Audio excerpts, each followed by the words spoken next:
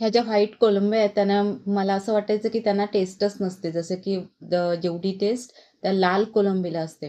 त्यामुळे मी त्या घ्यायचीच नाही जास्त करून. पण मी एकदा माझ्या मैत्रिणीकडे गेलेली, त्यांनी त्याच्या आईने आगरी पद्धतीने सेम कोलंबीची डिश बनवलेली आणि मला मस्त असं तोंडाला पाणी येईल अशी त्यांनी डिश दिली आणि तीच मी आता तुमच्याबरोबर मी शेअर करते. त्या कोळंब्या मी साफ केल्या, स्वच्छ धुतल्या आणि त्या एका कोळंबीचे मी 2 भाग केले, म्हणजे थोडे जास्त होतील ना म्हणून. तव्यावरती तेल गरम झालेलंच आहे. आता त्यामध्ये जिरं घालायचं, मोहरी घालायची, ठेचलेलं लसूण घालायचं, कढीपत्ता, हिरवी मिरची आणि मस्त असं फ्राय करायचं. त्यानंतर कांदा घालायचा, तोही फ्राय करायचा त्या तेलामध्ये.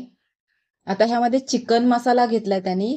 चिकन मसाला घ्यायचा, आपला घरगुती मसाला घ्यायचा, हळद घ्यायचं आणि त्या सोललेल्या कोलंबीला लावून ठेवायचं चांगलं. हे आगरी पद्धतीची जे आपण कोलंब्या बनवतोय तर पाणी न घालता आपल्याला शिजवायचं आहे. तर त्या कोलंब्या त्या ह्याच्यामध्ये टाकायचं, मीठ टाकायचं, त्यामुळे थोडंफार पाणी त्यामध्ये सुटतंच. त्यानंतर म्हटलं आमचूर पावडर पण टाकायची त्यावरती. मस्त झाकण ठेवायचं आणि ह्या कोलंब्या शिजू द्यायचं.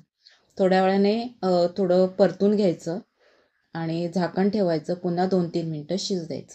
2-3 मिनिटानंतर जी डिश तयार होते ती खाल्ल्यानंतर आपल्याला खरंच असा प्रश्न पडतो, ही डिश आपण स्वतः बनवलेली आहे?